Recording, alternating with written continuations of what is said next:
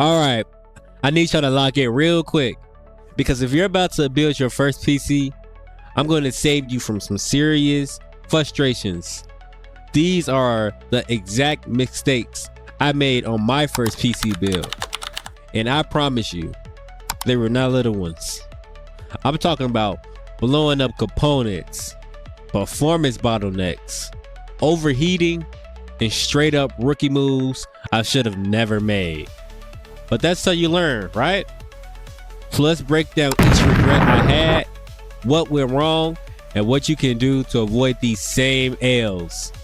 Let's get straight into the video, guys. Let's go, Tax and Tech crew. Let's start with what might be the dumbest decision I made.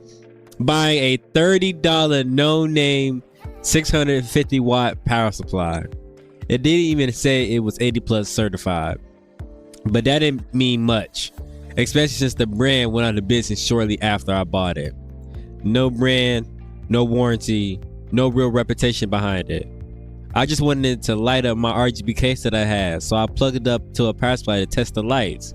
It worked once, twice, but the third time, just straight smoke. It literally started smoking and fried my 500 gigabyte hard drive in the process. One component took out another.